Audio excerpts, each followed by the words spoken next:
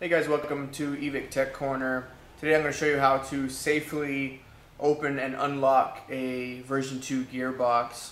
This one, the piston is stuck about 3/4 of the way back. We got to get it open to unlock it and inspect the parts. You're going to first start by going into where the motor enters your gearbox.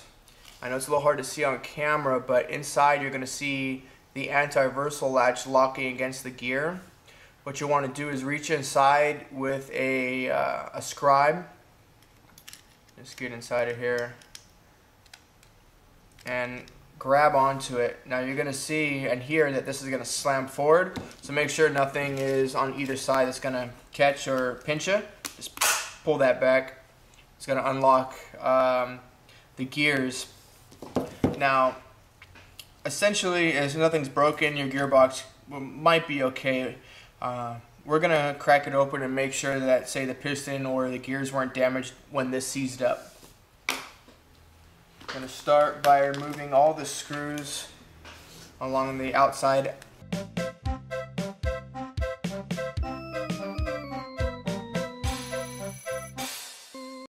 Alright, now as you notice, I'm always holding this gearbox. This spring, even though I decompressed the piston, this spring is still really strong. So make sure that you do hold it pinched together. I'm pushing down with this finger to make sure that it stays together. You don't want the spring guide or anything else flying out of it and hurting anybody or damaging anything. Once you have that disassembled, I like to take a small, like Allen key, or you can even use a small screwdriver, and insert it into the rear hole here. And then, as you can see, if I push in, it's actually moving the spring guide. At this point, now that I know I can control that spring guide, I'll go ahead and pull up on it. You can see I cracked the back of the gearbox open. Now, with this hand, I'm pulling up and twisting away. As you can see, the spring is trying to come with me. So, let's let it out a little bit. This is the most dangerous part of taking apart these gearboxes, is getting the spring guide and assembly out. So just be careful, take your time, don't rush it. Alright, so we got it open. You can see it looks okay to me. It's pretty greasy in here. I don't really see anything damaged. Now, essentially, just for a locked gearbox, you probably don't need to inspect this, but just for safety, I do try to inspect that the rubber on the back of the cylinder head is still in good shape. It hasn't come off or been damaged in any way. Alright. So, got that all out. Now, we're going to inspect each of the gears. What you're going to be looking for, let's wipe this guy down a little bit. What you're going to be looking for is obviously any missing teeth, maybe a tooth is shorter than the other one. Also, what I try to look for around the base of the tooth, let's see if I can get you a good view,